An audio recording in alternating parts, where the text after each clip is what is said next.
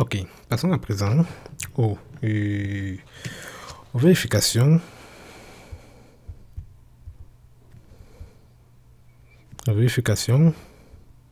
Aux états limites ultimes. Donc, les vérifications aux états limites ultimes sont généralement basées sur la règle générale que les résistances doivent être supérieures ou égales à les efforts de calcul. Donc là, c'est les efforts résistants. Ok, donc c'est bien évidemment logique. Ça, c'est l'effort résistant et ça, c'est l'effort de calcul en fonction l'effort de calcul en fonction bien évidemment du chargement de la structure et des sollicitations déterminées. Ok, la résistance à apporter donc par les matériaux doit être bien évidemment supérieur à celui apporté par le chargement, par la sollicitation bien évidemment de la structure. Donc bien évidemment la résistance doit être supérieure aux efforts, l'effort résistant doit être supérieur aux efforts de calcul, bien évidemment, pour qu'il n'y ait pas de rupture de la structure. Donc cela se fait généralement par les matériaux. Les matériaux sont affectés de coefficients de sécurité, à savoir gamma béton et gamma acier, c'est-à-dire on réduit légèrement. Ok, on réduit, c'est-à-dire par exemple on divise FC 28 divisé par gamma béton, donc j'en mets 0,08 ici, quelque chose comme ça, et θ, ok, θ là et tout cela, donc vous connaissez tout cela. On réduit la résistance des matériaux et on augmente les sollicitations par les facteurs de sécurité que vous voyez par exemple suivant 1,35 G, 1,5 Q. Donc on augmente les sollicitations et on réduit un peu la résistance, tout cela pour se rassurer qu'on est en sécurité. Donc bien évidemment ça c'est le concept probabilistique que vous connaissez très bien. Donc on se base simplement sur le concept que à l'état limite ultime la résistance, l'effort résistant doit être supérieur à l'effort de calcul. Donc maintenant il y a certaines vérifications très importantes à effectuer ici, particulièrement la vérification de l'effort tranchant. Ok, puisque notre élément c'est un élément de type dalle, on doit vérifier l'effort tranchant ou alors la vérification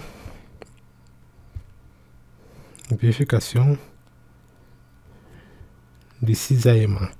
Ok, donc nous avons généralement donc les contraintes tangentes ou alors également appelées les contraintes de cisaillement.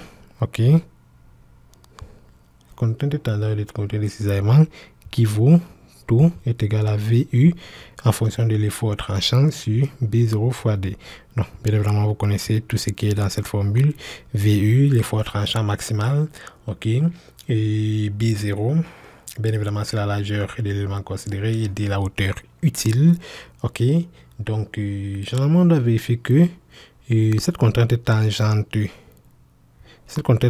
maximale ou alors contrainte de cisaillement maximale, parce que bien évidemment déterminée à partir de l'effort tranchant maximal, doit être inférieur ou égal à la limite, ok, qu'on retrouverait dans le bail comme 0,07 FC 28, bon disons FCJ, c'est-à-dire FC 28 divisé par gamma béton.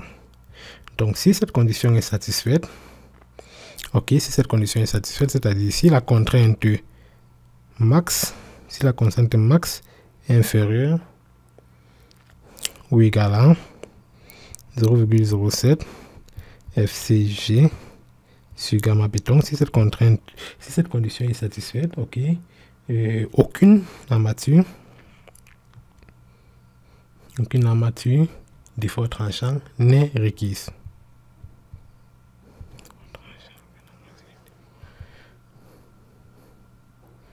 Aucune armature d'effort tranchant n'est requise. Très bien.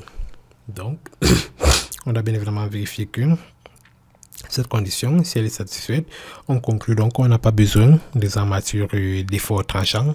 Ok, donc on n'a pas besoin des armatures, on va dire comme ça, transversaux. Ok, voilà, on a tout simplement bien sûr les aciers longitudinales. Mais si elle n'est pas satisfaite, bien sûr, on aurait donc besoin d'armatures d'effort tranchant. Maintenant, il faut faire très attention. Ok, si les contraintes max qui n'est pas satisfaite, c'est-à-dire si la condition, si elle n'est pas satisfaite, bien sûr, la réciproque se produit, on a besoin d'amasser les forts tranchants. Maintenant, il y a un cas particulier, ok, que si la contrainte tangente ou la contrainte de cisaillement max, ok, qui cause cette condition à ne pas être satisfaite, si cette contrainte de cisaillement ou tangente est produite, c'est produit aux zones d'appui, c'est-à-dire si cela se produit aux zones d'appui, ok, la justification peut être faite par la présence de goussets.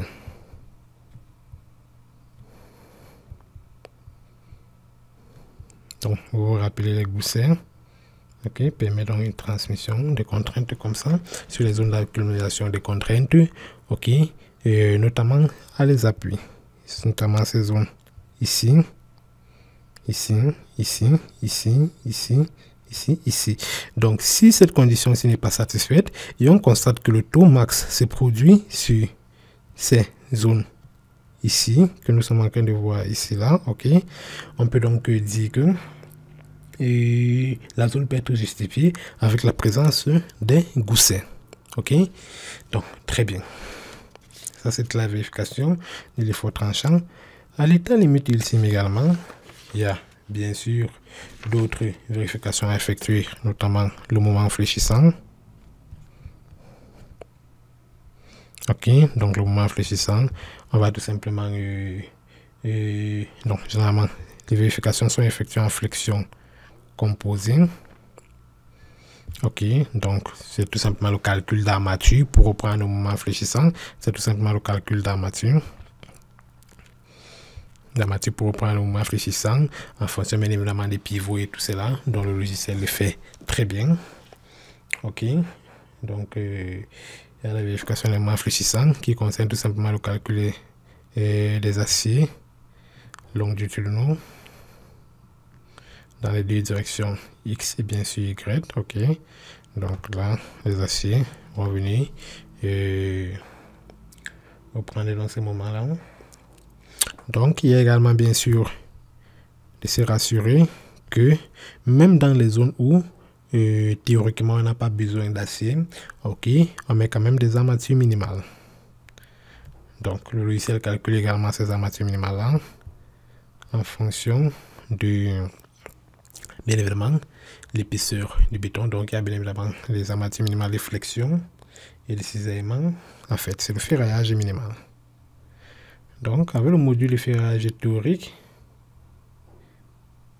du logiciel, ok, on a directement accès à ce ferraillage minimal qui est également calculé automatiquement par le logiciel. Donc, c'est un avantage pour nous.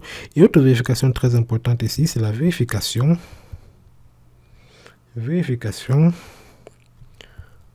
au poinçonnement. Donc là, c'est très important, surtout pour les structures, surtout pour les ouvrages dans lesquels on n'a pas de hauteur de remblai ou alors faible hauteur de remblai. Ok, donc nous avons donc là les convois, nous avons donc là les charges routières qui sont en contact direct avec le tablier. Ok, donc il y a une sorte de poinçonnage. Ok, il y a poinçonnement de l'effet de ces roues sur le tablier. Donc, pour ces ouvrages-là, l'article, vous vous rappelez de l'article A5, article A5, 2,4 du BL, qui parle de la vérification au poinçonnement en disant QU doit être inférieur ou égal à 1.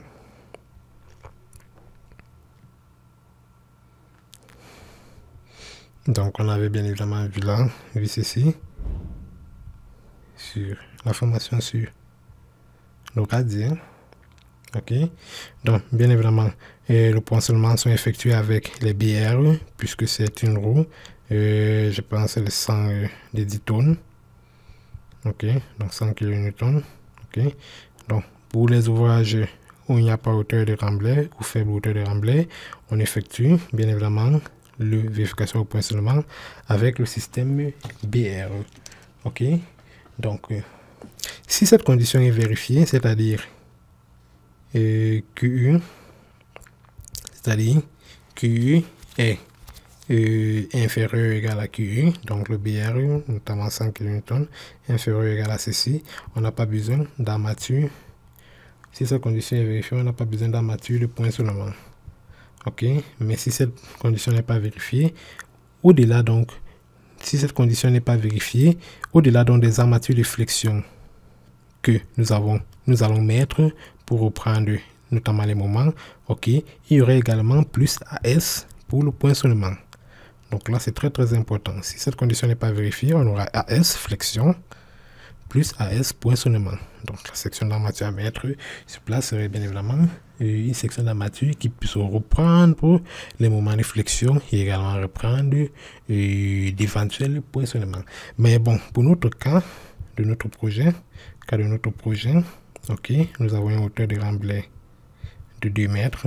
Donc on a diffusion. Cela implique que nous avons eu une diffusion.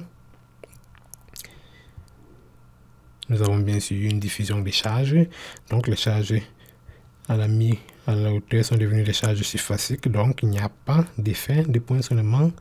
Ok, pas d'effet de poinçonnement. Donc pour notre projet, il n'y a pas lieu donc de vérifier le poinçonnement. Mais comme je vous disais donc, pour les projets sur lesquels il n'y a pas de hauteur de remblai ou faible hauteur de remblai, on doit vérifier l'effet du poinçonnement pour la charge PR.